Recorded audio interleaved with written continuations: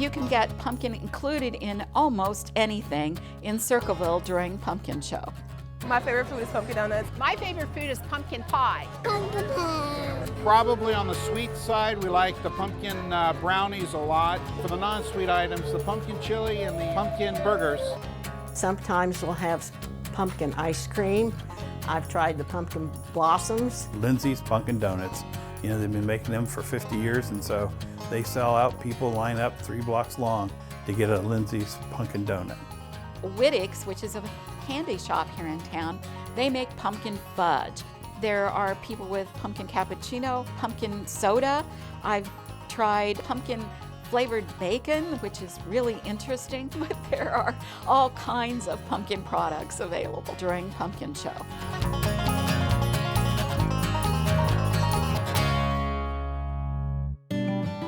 Well, the Pumpkin Show started in 1903. Then Mayor Haswell decided that he needed another means to get the farmers to come to town. And so he asked a number of them to display the crops that they had grown that year. He started out with a display in front of his office. It was about 30 feet long. And that first year, he also invited the Yellow Bud Band to come and play. And so it was just a one-day display. There was corn and crops and a big abundance of pumpkins.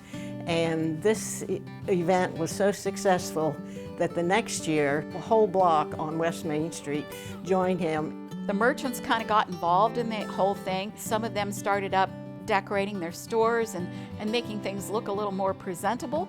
And this display grew, and it has grown from there. In the 1914, 1915, along in that era, when the rest of the world was beginning what was later known as World War I, Pumpkin Show was growing. They had lights that they installed downtown so that there was actually electric. The Scioto Valley traction line was finished, which was railroad, which brought more people to the event. And Pumpkin Show was still the major thing on the front of the newspaper, not what was going on in the world. In the earliest days of the Pumpkin Show, they always had music. The local bands participated at various times. Back then, they would have a fellow that walked across the high wire. That was one of the entertainment factors. And they had a big cable that went from the courthouse down, and they would go on the top of the courthouse and ride this cable down. They would have sideshows like the fat lady, or see the boy that had different joints and things like that, or had skin blemishes or something that made him look like a snake. And over the years, they've of course done away with this type of shows, even at the state fair. But I can remember the man that was frozen. They came in here, they had found a fellow that was petrified. And you would put a quarter in a slot, of course, and be able to go in and see the petrified man. Of course, the rides have changed over the years, and of course, the big ride we had was the Ferris wheel. That and the octopus, I can remember, were probably the biggest rides that we had at that time. And of course, the fun houses were always fun to go in. We all looked forward to it because school was out, and we got to go downtown. We walked around with friends, met people. Food was a big thing, and not always was it made out of pumpkin, but pumpkin pie was always around. Lindsay's Bake Shop. Ernie Lindsay was the founder, and he made most of the pumpkin pies for the show. At that time, you know, the show wasn't as large, and of course, they could keep up production of the pumpkin pies. And of course, why it's all about pumpkins, this was the area where the pumpkins were grown and where we had, you know, 3 or 4 canning factories that canned the pumpkin. And so he kind of continued with that by making pumpkin pies and selling them at the festival. In 1952, he baked and put the largest pumpkin pie in his bakery window, and it's been an attraction ever since.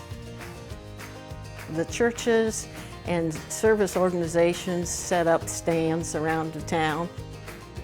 In one of the earlier years, there were 27 hamburger stands, and there were what they called 18th Amendment emporiums, and they could only serve tea, coffee, lemonade, cider, and drinks like that.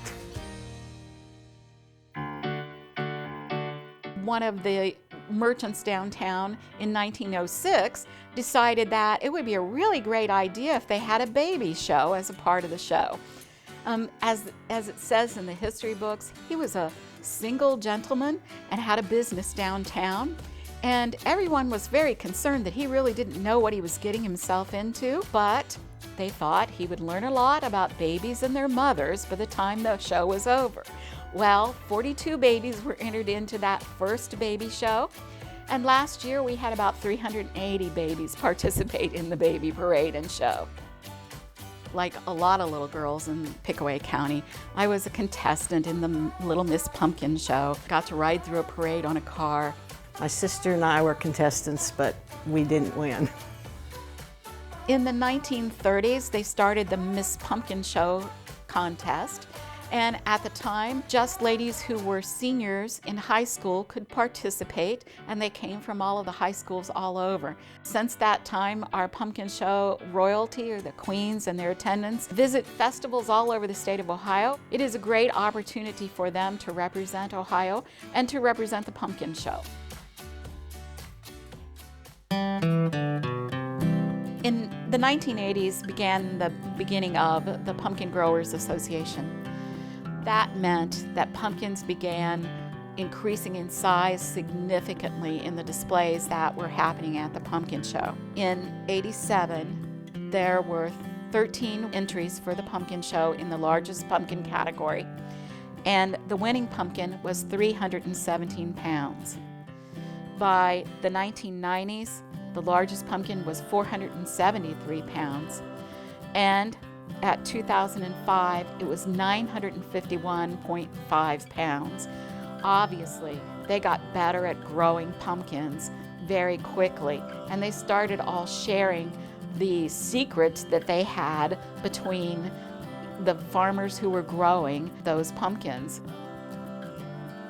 It's not competitive cutthroat. It's like if Jerry would call me up and say, you know, I've got a little problem with my leaf. Would you come take a look at it and see what you think?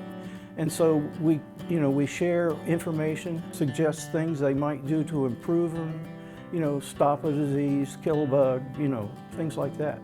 But we all want to win. We've won the pumpkin show 12 years, but we help each other. The record pumpkin at the Circleville Pumpkin Show was grown in 2014. It weighed 1,964 pounds, and it was my wife's and my pumpkin.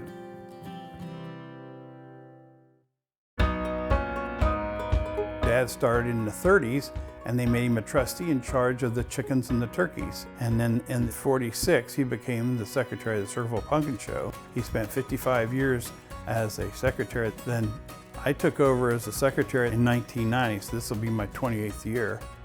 My son has been made a trustee, and he will probably take over as a secretary someday. So it's home for us. I think what is really amazing is the number of volunteers from the local community. I'm not sure if anybody doesn't volunteer or work in the pumpkin show. I think when you get that many people involved, then it becomes very much a part of the community. We also like to show off Circleville. We think it's a great place to live, and Pickaway County is a great agricultural community. Over 80% of our ground in this county is still dedicated to agriculture.